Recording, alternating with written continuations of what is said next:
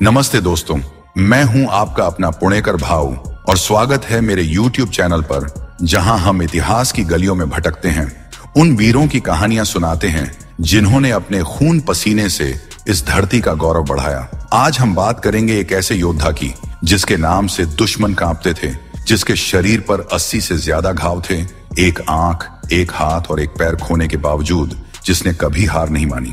जी हाँ, हम बात कर रहे हैं मेवाड़ के शेर महाराणा संग्राम सिंह यानी राणा सांगा की।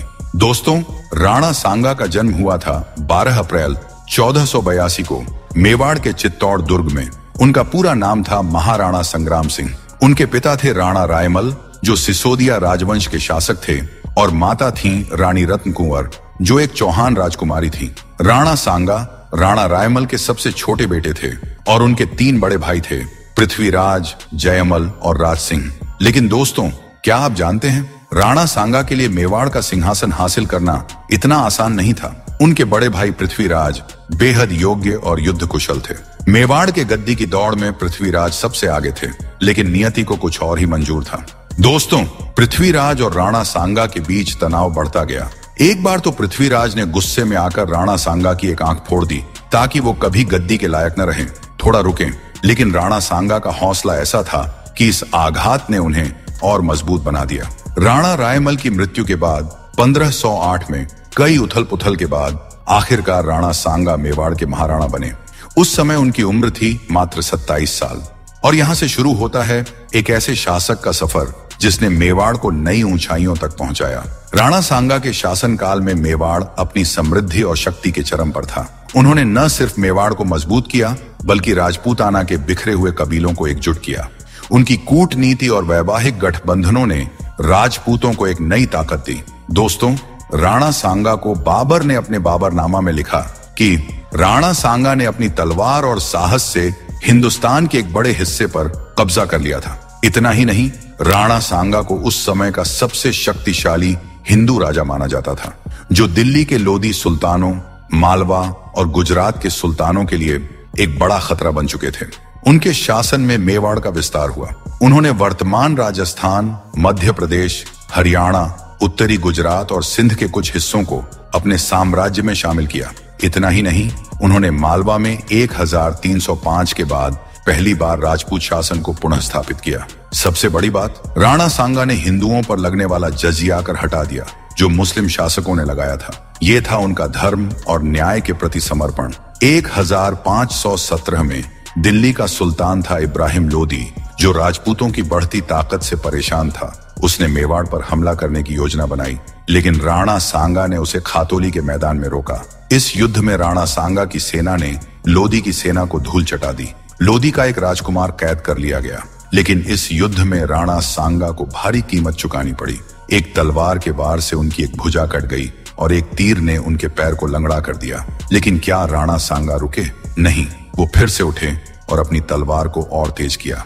मालवा का सुल्तान महमूद खिलजी द्वितीय मेवाड़ के लिए खतरा बन रहा था। राणा सांगा ने मालवा पर चढ़ाई की और गागरोन के युद्ध में महमूद को हराया। महमूद को कैद कर लिया गया, लेकिन राणा सांगा ने अपनी उदारता दिखाते हुए उसे रिहा कर दिया, बशर्ते उसके बेटे चित्तौड़ में बंधक रहे। इस युद्ध ने मालवा पर राजपूत शासन को फिर से स्थापित किया। राणा सांगा की सेना में 120 सरदार थे, जो 80,000 घुड़सवारों और 500 युद्ध हाथियों के साथ लड़ते थे। ये थी उनकी ताकत। सन 1526 में बाबर ने पानीपत की लड़ाई में इब्राहिम लोदी को हराकर दिल्ली पर कब्जा कर लिया, लेकिन मेवाड़ और राणा सांगा उसकी राह में सबसे बड़ी बाधा थे। सन 1527 में बयाना के किले पर, जो राणा सांगा के साम्राज्य का हिस्सा था, बाबर की सेना ने हमला किया, लेकिन राणा सांगा ने अपनी सेना के साथ बाबर के सेनापति अब्दुल अजीज को धूल चटा दी। बयाना की इस जीत ने बाबर को हिला दिया। लेकिन दोस्तों, ये जीत राणा सांगा की आखिरी बड़ी जीत थी, क्योंकि इसके बाद शुरू हुआ एक ऐसा युद्ध जिसने इतिहास की दिशा बदल दी। सन 1527 में खानवा के मैदान में, जो आगरा से 60 किलोमीटर दूर था, राणा सांगा और बाबर की सेनाएं आमने सामने थीं। राणा सांगा ने एक विशाल राजपूत सेना इकट्ठी की थी, जिसमें 120 सरदार, 80,000 घुड़सवार और 500 युद्ध हाथी शामिल थे। दूसरी ओर बाबर के पास थी उसकी तोपें, बारूद और आधुनिक युद्ध तकनीक।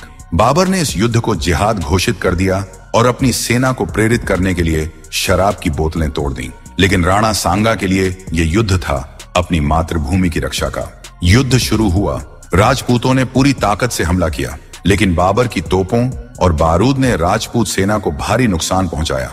युद्ध के बीच में राणा सांगा को एक तीर लगा और वो बेहोश हो गए। उनके सैनिक उन्हें युद्ध भूमि से सुरक्षित स्थान पर ले गए।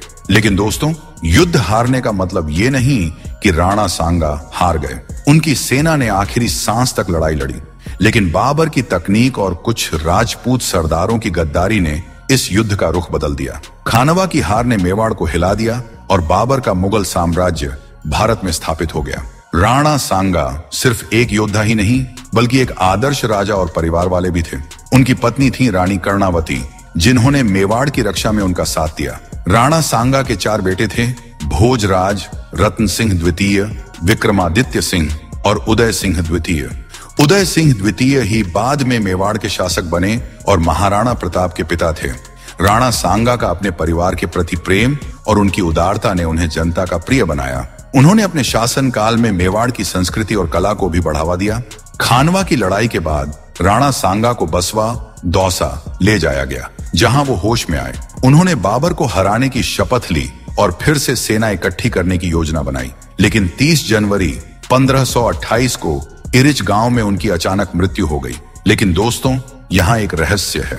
कहा जाता है कि राणा सांगा की मृत्यु जहर देकर की गई थी। कुछ इतिहासकार मानते हैं कि उनके ही कुछ विश्वासघाती सरदारों ने, जो बाबर से मिल गए थे, उन्हें जहर दिया। इस रहस्य का जवाब आज भी इतिहास के पन्नों में छिपा है।